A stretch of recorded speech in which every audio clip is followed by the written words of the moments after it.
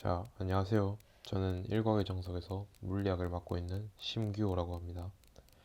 일과의 정석 물리학 제2강 뉴턴 운동 법칙 강의 지금부터 시작하겠습니다. 우선 오늘 배울 것은 힘의 정의와 힘들의 종류에 대해서 배우고 뉴턴 운동 법칙 그리고 이를 이용한 운동 방정식에 대해서 배우겠습니다. 이 강에서 제가 드리고 싶은 말씀은 전체와 각각을 구분하자 라는 말씀을 하고 싶습니다. 우선 힘에 대해서 배워보겠습니다. 힘의 정의는 물체의 모양을 변화시키거나 운동 상태를 변화시키는 원인을 힘이라고 합니다. 이때 이 운동 상태를 변화시킨다라는 게 무엇을 의미냐면 속도를 변화시킨다라고 생각하시면 되는데 1강에서 말씀드렸다시피 속도 같은 경우는 벡터량으로 크기와 방향을 가지고 있습니다. 여기서 이 속도의 빠르기나 방향 둘 중에 한 개라도 변화시켜도 힘이 작용했다라고 확인할 수 있습니다. 이렇게 보시면은 두 가지 상황이 있는데 이 오른쪽 방향으로 V만큼 운동하고 있는 물체에 운동 방향이랑 같은 방향으로 힘을 가해주면은 속력이 변화하는 것을 알 수 있고, 즉 아까 말했던 빠르기를 바뀐다 라고 할 수 있고, 만약에 오른쪽 방향으로 운동하고 있는데 그거에 수직한 방향으로 힘이 주어졌을 경우에는 방향이 변한다 라고 할 수 있습니다. 이렇게 운동과 같은 방향으로 힘을 주게 되면 속력이 변하게 되고, 운동의 수직의 방향으로 힘을 주면 운동의 방향이 변하게 된다 라는 것을 알 수 있습니다. 이렇게 힘의 정의를 배워봤고, 이제 여러 가지 힘에 대해서 배워볼 건데, 일단 첫 번째로 배울 힘은 가장 유명한 중력에 대해서 배워보겠습니다.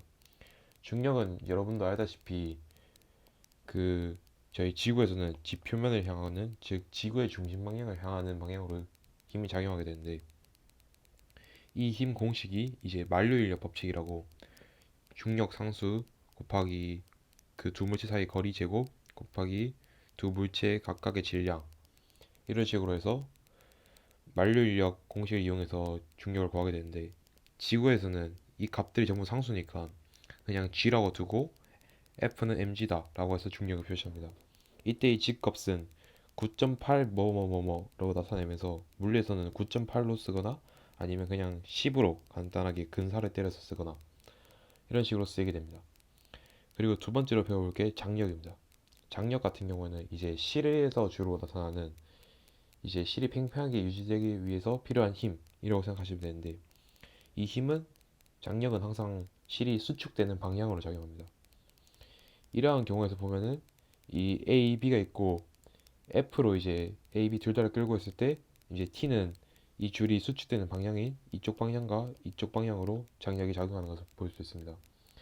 이때 이 T에 대한 공식은 마땅히 있지 않고, 크기를 이제 뒤에 배울 뉴턴 운동 법칙을 이용해서 구해주게 될 건데, 그 방법에 대해서는 이제 나중에 배우게 될 거고, 뭐 이렇게 보시면은 이 도르래가 달려있고 이 A, B, C가 이런 식으로 달려있는 경우에서는 우선 이 C와 A를 연결하고 있는 이 실에 대해서는 장력 T1만큼이 이렇게 서로 위아래로 같은 세기만큼 장력이 작용하게 되고, 이 상황에 대해서는 T2만큼이 이런 식으로 작용하게 됩니다.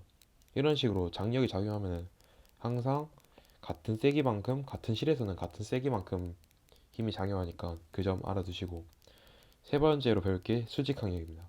이 수직항력에 대한 개념이 굉장히 잘못 잡혀져 있는 학생이 많은데, 수직항력 같은 경우에는 이제 중력의 반대 방향으로 생기는 힘이다 라고 생각하는 사람이 굉장히 많습니다. 하지만 이는 잘못된 개념이고, 수직항력의 정확한 정의는 면과 면 사이 붙어서 면과 면이 서로 밀어내는 힘을 수직항력이라고 합니다.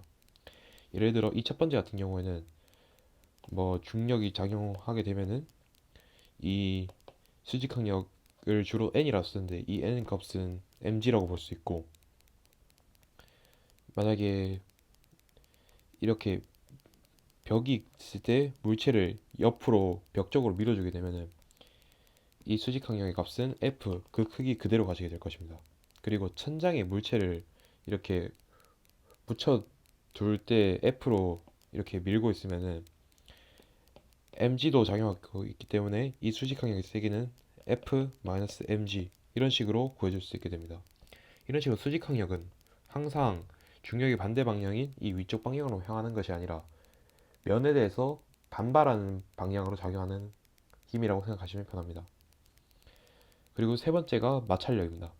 이 마찰력 같은 경우에는 물리 1에서는 주로 마찰력의 세기를 구하는 문제는 안 나올 텐데 뭐 물리 2도 세기를 구하는 거는 안 나오지만 이 마찰력의 공식은 mu n으로 n은 아까 봤던 이제 수직 항력의 세기를 의미하고 mu 같은 경우에는 이제 마찰 계수라고 해서 정지 마찰 계수와 운동 마찰 계수로 나뉩니다. 정지 마찰 계수는 정지해 있는 물체가 가지고 있는 마찰 계수고 운동 마찰 계수는 운동하고 있는 물체가 가지는 마찰 계수를 의미합니다. 당연히 정지 마찰 계수가 운동 마찰 계수보다 크겠죠. 상식적으로 이제 운동하고 있는 물체를 미는 것이 정지해 있는 물체를 미는 것보다는 훨씬 더 쉬울 테니까요. 이렇게 이제 운동하고 있는 방향의 반대 방향으로 작용한다라고 할 수 있습니다. 그렇기 때문에 이제 마찰력을 흔히들 운동을 방해하는 방향으로 작용한다라고 생각할 수 있지만 이러한 상황을 봅시다. B 위에 A가 올려져 있고 이제 B를 이제 F의 힘으로 끌어들이고 있을 때 이때의 힘을 보시면은 A 같은 경우는 받는 힘이 이렇게 B와 A에 의한 마찰력밖에 없습니다. 하지만 여기서는 A 같은 경우에는 이 마찰력으로 인해 진행하는 거기 때문에 이 마찰력의 정의를 물체를 운동을 방해한다라고 보시는 것보다는 그냥 면과 면이 만나서 이제 면과 면이 서로 맞물리는 그때 발생하는 힘이라고 생각해 주시면 편할 것 같습니다. 그리고 탄성력입니다. 이 탄성력 같은 경우에는 굉장히 이제 복잡하고 이거에 대한 공식은 이제 단진동을 설명할 때 자세히 설명을 할 텐데 탄성력은 이제 그냥 간단히 설명해 주자면 이 공식은 F는 KX로 벡터로 써주면은 이제 힘 수축대 방향의 반대 방향으로 힘이 작용한다 이런 식으로 볼 수 있습니다. 여기서 보시면은 원래 용수 처리인데 얘를 이제 압축시켜서 이렇게 가져다 놓으면은 F 힘의 방향은 이제 다시 원래대로 증가하려는 방향인 오른쪽 방향을 작용하고 이제 반대로 이 X를 이제 늘려서 용수철을 팽창시킬 경우에는 이 F는 다시 원래대로 수축하려는 방향으로 작용하게 됩니다. 이 공식에서 이제 이 K를 용수철 상수라고 하거든요. 용수철 상수로는 이제 주로 뭐 500 뉴턴 퍼 미터 이런 식으로 용수철에 대해서 각각 정해져 있는 값입니다. 상수라고 해서 항상 딱 일정한 게 아니라 한 용수철에 대해서 정해져 있는 값, 용수철의 특징이라고 보시면 됩니다. 이렇게 이제 힘에 대한 간단한 설명이 끝났고 뉴턴 운동 법칙에 대해서 설명하겠습니다. 우선 첫 번째는 뉴턴 제1법칙입니다. 뉴턴 운동 제1법칙은 관성의 법칙이라 불리며 쉽게 말하면 힘이 없을 때 가속도는 0이다 라고 보시면 됩니다. 이렇게 두 가지 경우가 있는데 힘이 없을 때 정지해 있는 물체는 계속해서 정지해 있고 일정한 속력으로 움직이고 있는 물체는 힘을 주지 않는 이상 계속 일정한 속력으로 움직이게 된다 라는 것이 뉴턴 운동 제1법칙입니다. 이를 관성의 법칙이라고 하는데 이 관성이 이제 질량이랑 관계가 있는 게 뒤에 이제 배우겠지만 F는 ma라고 같은 힘을 주었을 때 질량이 크면 클수록 가속도의 크기가 감소하게 되겠죠. 이렇게 이 같은 힘을 주었을 때 속력이 변하는 정도를 관성이라고 합니다. 하지만 이 관성은 속력에 대해서는 크게 관계를 가지지 않습니다. 5m/s일 때 10N을 가는 것과 500m/s일 때 10N을 가는 거는 이때 속력 변화량은 큰 차이를 보이지 않습니다. 그리고 이제 뉴턴 운동 3법칙부터 가르쳐 드리자면 뉴턴 운동 제3법칙은 작용 반작용 법칙입니다. 이 작용 반작용 법칙은 이제 만약 A가 B를 F 방향으로 밀면은 B도 A를 F로 민다 이렇게 보시면 됩니다. 이제 문제에서 보면은 X가 Y에게 가하는 힘은 Y가 X에게 가하는 힘의 반작용이다 이런 식으로 나오게 되는데 이제 이를 구분하기 위해서는 주어랑 서술어가 서로 바뀌어 주었나 이렇게만 보시면 됩니다. 예제를 한 개 들자면 뭐 예를 들어서 여기서 아무 힘을 고르면 뭐 B가 받는 중력에 반작용되는 힘은 B가 지구를 끌어당기는 힘이 되겠죠. 왜냐하면 B가 받는 중력이 B를 끌어당기는 힘이니까. 여기서 이제 뭐 다르게 보면은 B에게 있는 수직항력, 이 수직항력에 반작용되는 힘은 뭘까요? 이 수직항력은 이제 바닥이 B를 떠받치는 힘이라고 볼 수 있습니다. 이에 대한 그 반작용되는 힘은 B가 바닥을 누르는 힘이겠죠. 이런 식으로 주어와 목적어가 서로 바뀌는 이 힘들을 작용, 반작용 관계에 있다라고 합니다. 그리고 이제 세 번째, 뉴턴 운동 제2법칙. 뉴턴 운동 제2법칙은 힘과 가속도의 법칙이라고 불립니다. 얘를 이제 수직적으로 나타내면 시그마 F, 얘를 이제 R자임이라고 하거든요. 이 시그마 F는 ma다 라고 써줄 수 있습니다. 그래서 1강에 배웠던 그 공식을 이용해서 이렇게 5가지를 들 수 있습니다. 속력은 이제 속력이랑 변이랑 관련이 있고, 변이를 이제 가속도로 바꿔줄 수 있고, 이 가속도에다가 질량을 곱해주게 되면은 R자임이 나오게 되고, 이 R자임은 이제 또 여러 가지 힘들의 조합으로 이루어져 있다. 그래서 이제 얘를 이제 간단하게 줄여서 뭐 스발려 이런 식으로, 절대 욕 아닙니다. 스발려 이런 식으로 외우시면 외우기 쉬울 겁니다. 이제 이 관계들 잘 이용해서 이제 방정식을 풀어서 푸는 것이 이제 운동 방정식이라는 겁니다. 이제 예제를 3개 가지고 왔는데, 첫 번째 예제 같은 경우에는 1kg 물체와 3kg짜리 물체를 실로 연결하고 얘를 20N으로 끌 때 운동을 풀어보냐면, 이제 첫 번째 방법은 이 전체를 하나의 개로 보는 방법인데, 이 전체를 하나로 보면은 이 안쪽에 있는 이 실에 의한 장력을 무시해도 되거든요. 그러니까 이 전체 개로 보면 전체 질량은 4kg이고 전체 힘은 20N만 남게 됩니다. 그러니까 가속도는 총 5m/s 제곱이라 할 수 있죠. 이 5m/s 제곱인 걸 이용해서 1kg짜리 물체를 분석을 해주면은 1kg짜리 물체는 질량이 1kg에 받는 힘이 t밖에 없고, 이때 가속도의 크기는 5m/s로 일정하니까 t의 장력의 값은 5N이라는 것을 구할 수 있게 됩니다. 얘를 이제 각각 나눠서 본다면은 일단 1kg짜리 물체는 아까 말했던 것처럼 t는 1 곱하기 가속도 크기, 그리고 3kg짜리 물체는 3 곱하기 가속도는 20-t가 되겠죠.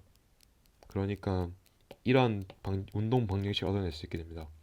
얘를 이제 연립해서 풀게 되면 아까와 같은 답을 도출해낼 수 있게 됩니다. 그리고 이제 두 번째 예제인데, 두 번째 예제는 이제 도르래를 이용해서 1kg짜리 물체와 2kg짜리 물체가 있는데, 2kg짜리 물체는 중력을 받고 있으니까 20N의 힘을 R을 받고 있을 거고, 서로 장력이 작용하게 됩니다.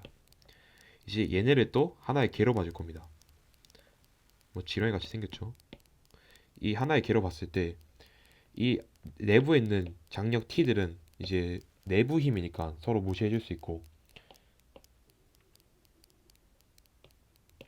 전체 힘 20N으로 보시면 됩니다. 그러니까 이 상황을 3kg짜리를 20N으로 끌고 있다로 바꿔서 해석할 수 있는 거죠.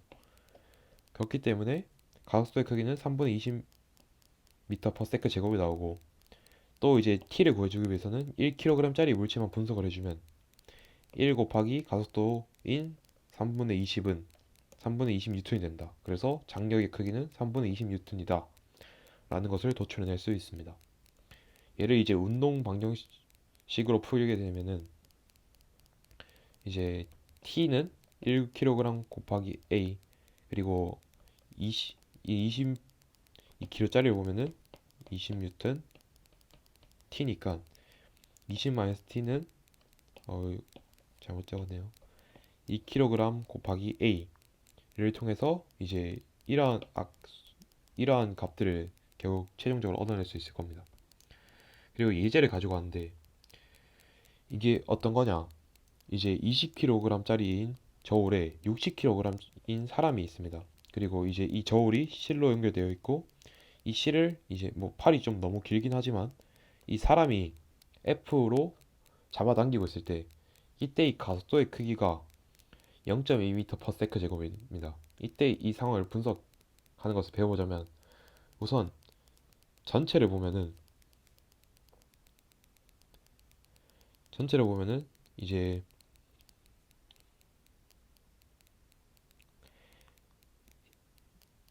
F로 잡아당기고 있고 이제 이쪽도 이제 F로 잡아당겨지고 있을 테니까 잠시만요. 이제 이 실에 대해서 보면은 F로 잡아당겨지고 있고 그러니까 이제 이쪽으로 F 이쪽으로도 이제 F의 힘이 작용이 될 겁니다. 왜냐면 작용 반작용의 원리에 의해서 그리고 또 장력의 원리에 의해서 이게 2F가 나오게 되고 여기서 이제 물체 전체 무게인 800을 빼줄 겁니다. 중력 가속도가 10이라고 했을 때 80 곱하기 10은 800이니까 800을 빼주게 되고 이 전체가 이제 전체 질량인 80kg 곱하기 전체 가속도인 0.2m/s 제곱 이렇게 해주게 되면 F는 408N이 나오게 됩니다. 이런 식으로 일단 먼저 사람이 줄을 당기고 있는 F를 구해주게 되었고 이제 사람의 개개인으로 봤을 때 물체의 운동을 분석해 보자면 일단 사람이 실을 잡아당기고 있으니까 반대 방향으로 이제 또 F를 받게 되겠죠, 사람이. 그리고 이제 또 저울에 의한 수직 항력 N이 있을 겁니다. 그리고 중력이 있을 것이고 여기서 이제 이 F의 세기가 아까 408N이라고 구해줬고 이 mg의 세기가 600N이라고 구해줬죠. 그러니까 R자임 같은 경우에는 이런 식으로 구해줄 수 있게 됩니다. 근데 이게 이제 또 이 MA로 적어줄 수 있으니까 이 사람의 질량이 60kg 곱하기 사람의 지금 운동하고 있는 0.2m/s 제곱을 곱해주게 되면은 이 수직 항력을 구할 수 있게 됩니다. 이런 식으로 이제 여러 가지 운동에 대한 운동 방정식을 풀게 될 경우에는 전체에 대해서도 한번 식을 써주고 각각에 대해서도 식을 써주게 된다면은 굉장히 쉽게 운동 방정식을 세워서 연립을 해줘서 각각의 힘들을 찾아낼 수 있으니까 아까 봤던 이 스발력 이런 것들을 잘 생각해서 일단 그 1강이랑 2강의 내용들을 잘 분석하시면은 역학을 푸는데 큰 어려움이 없을 겁니다. 이제 오늘의 예제를 가져오게 되는데 오늘 이제 특별히 그 평가원 6월 모의고사 기출 문제를 가져왔습니다. 한번 풀어보시길 바라겠습니다. 자, 풀어보셨을 거라 믿고 이제 풀어보겠습니다. 우선 이제 가상황 같은 경우에는 가상황과 나상황이 있죠. 가상황과 나상황 모두 24N이 이 개로 보면은 이 전체 무게가 12kg이잖아요. 12kg 곱하기 2m/s 제곱이 돼야겠죠. 그러니까 이 가상황, 나상황 모두 가속도의 크기는 2m/s 제곱이 될 겁니다. 그런데 가상황에서 이제 A와 B에 작용하는 힘의 크기를 보면은 얘는 이제 B가 F1으로 밀고 있을 거고 얘는 A가 F1으로 밀고 있을 거고 이거 같은 경우에도 F2, F2 이런 방향으로 힘이 작용하겠죠. 이제 가상황에서 A 물체를 분석해 보면은 여기 1로 F1 이쪽으로 24N 이 나상황의 A를 보면은 그냥 이쪽으로 F2만 작용하게 됩니다. 이제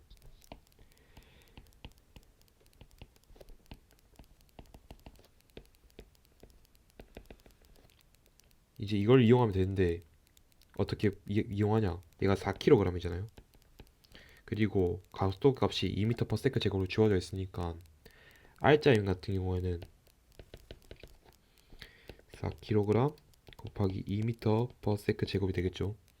그러니까 총 8N이 나와야 됩니다. 그래서 따라서 최종적으로 F1 같은 경우에는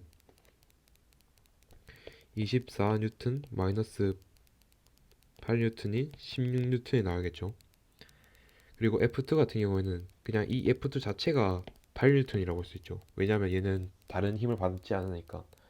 그래서 따라서 F1 대 F2는 2 대 1이다 해서 답은 5번이라고 도출해낼 수 있습니다.